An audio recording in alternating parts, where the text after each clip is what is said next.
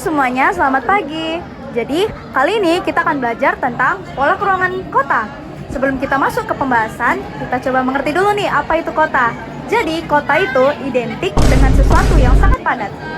Munculnya anggapan bahwa kota adalah wilayah dengan banyak prasarana umum, seperti kantor, pemerintahan, sekolah, dan lainnya.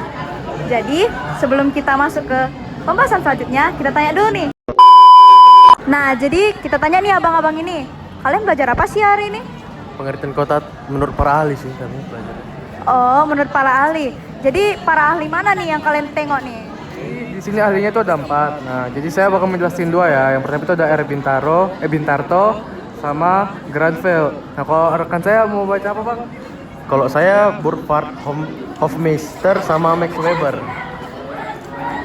Apa tuh isinya, Bang?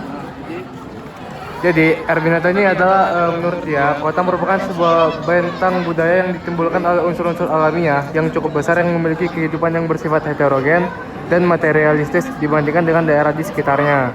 Kalau di Granville, dia kota adalah suatu wilayah yang banyak didapati gedung-gedung yang tinggi, lokasi yang berdekatan karena sangat padat, bahkan kepadatan penduduk yang lebih besar daripada kepadatan wilayah nasional. Wah, cukup jelas ya guys. Kita lanjut nih ke abang ini. Apa bang tadi isinya? Max Weber sama Burckhardt, Hofmeister. Kalau untuk Max Webernya itu menurut Max Weber, kota memiliki pengertian sebagai tempat pemenuhan kebutuhan. Selanjutnya itu Burckhardt, Hofmeister. Kota memiliki penduduk yang sebagian penduduknya merupakan pendatang. Kota sendiri memiliki pengertian satu pusat wilayah yang digunakan sebagai kegiatan utama manusia. Kegiatan tersebut bukan hanya tempat tinggal, melainkan juga tempat kerja. Kota biasa sebagai pusat industri dan perdagangan. Nah, seperti itu ya guys. Nah, tadi kan udah dari para ahli. Aku mau nanya nih, kalau menurut kalian apa sih kota itu? Kalau menurut saya pribadi sih, kota adalah area pemukiman dengan populasi padat, infrastruktur dan terstruktur. Sebagai pusat aktivitas ekonomi, pemerintahan, dan sosial, kota umumnya memiliki fasilitas publik seperti kendaraan umum, terus ada pendidikan sama layanan kesehatan. Seperti itu ya dari Bang Bedot. Kalau menurut kamu apa nih? Menurut aku, kota itu merupakan pusat pemukiman dan kegiatan penduduk yang memiliki batasan wilayah administrasi. Seperti itu ya guys. Kita lanjut nih ke karakteristik kota. Jadi kita tanya kakak itu ya. Let's go.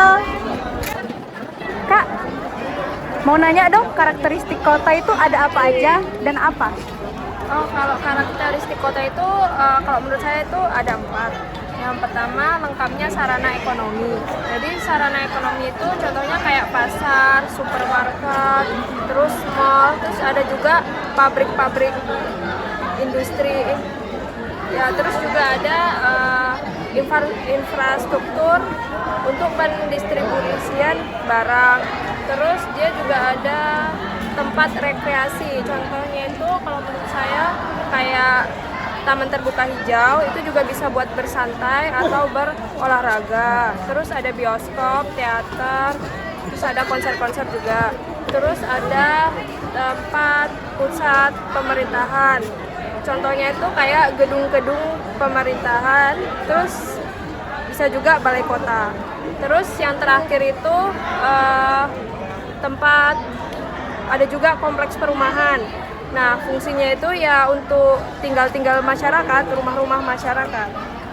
Oh, seperti itu ya Kak. Itu dari aspek apa tuh Kak? Kan yang saya tahu dari pola keruangan ada 3 aspek nih, ada fisik, sosial, dan ekonomi. Kalau yang dari kakak jelaskan itu dari aspek mana ya kak? Dari aspek fisiknya. Oke, terima kasih kak. Kita lanjut ya. Let's go. Nah, jadi teman-teman, tadi kan aku udah sebutkan nih ada 3 karakteristik kota. Yang pertama itu ada fisik, sosial, dan ekonomi. Tadi fisik sudah dijelaskan nih sama Kak Banyu. Kita lanjut yuk ke abang itu.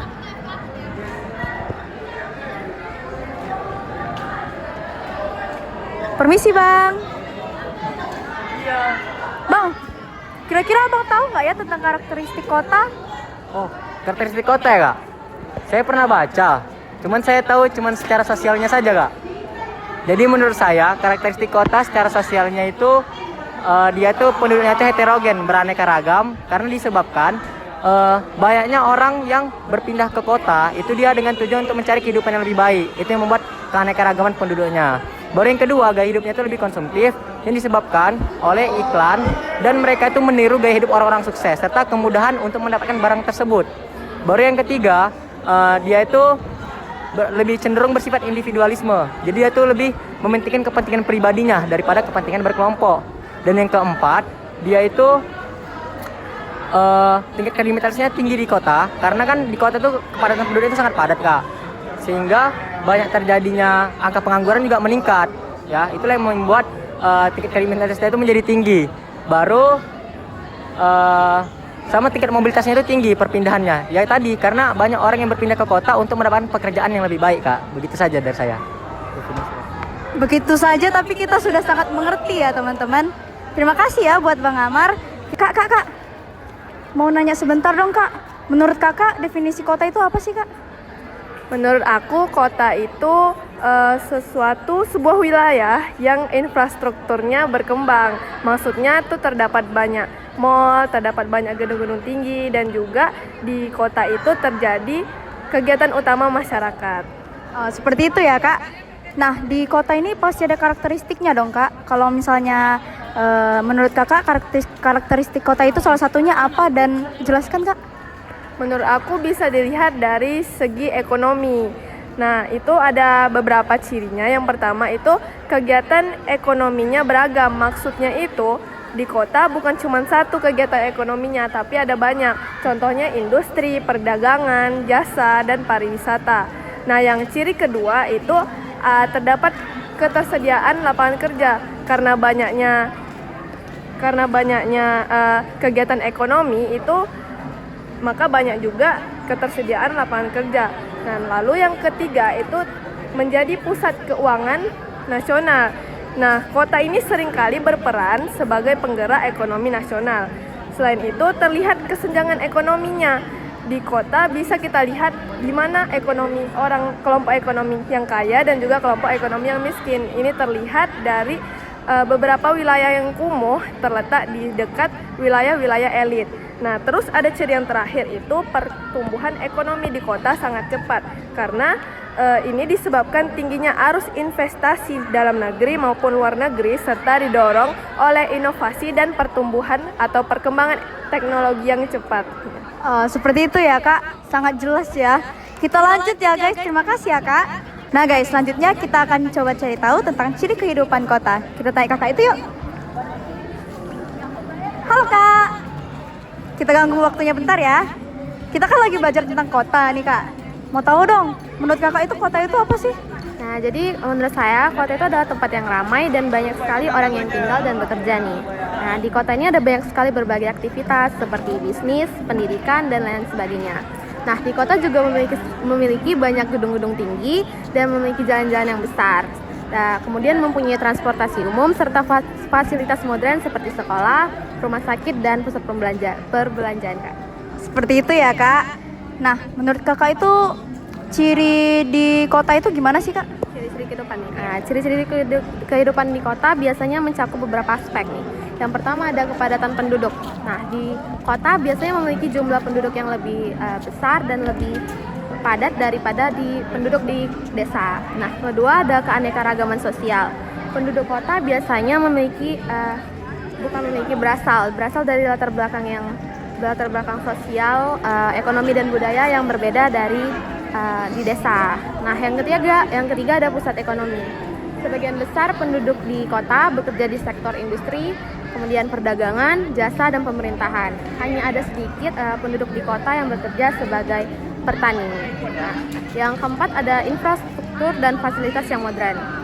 Nah, di kota biasanya dilengkapi dengan fasilitas publik yang lebih lengkap seperti transportasi umum, layanan kesehatan, dan pendidikan. Nah, yang terakhir nih ada ketersediaan layanan teknologi dan informasi. Nah, di kota akses terhadap teknologi modern seperti internet dan jaringan tuh lebih canggih dan lebih mudah didapatkan. Nah, itu aja ya Kak. Itu dia guys, ciri kehidupan di kota. Selanjutnya itu mundur Bi. Nah, itu dia guys, ciri kehidupan masyarakat di kota. Yang terakhir ada ciri masyarakat kota. Yang pertama itu ada keanekaragaman penduduk, di mana dengan berubahnya perurbanisasian ada perubahan juga di ras, suku, agama, budaya, dan tradisi, sehingga ada banyak sekali jenis-jenisnya. Yang kedua itu sikap hidup penduduk yang lebih ke egois dan individual. Yang ketiga itu ada norma-norma dari keragaman yang masih begitu ketat. Yang terakhir itu ada pandangan hidup orang-orang di kota itu lebih rasional. Nah, menurut aku, pengertian dari kota itu adalah suatu pusat pemukiman yang semua tuh ada di dalamnya, guys. Jadi, biasanya itu dia menjadi pusat ekonomi, sosial, budaya, dan politik. Segitu saja ya, teman-teman. See you!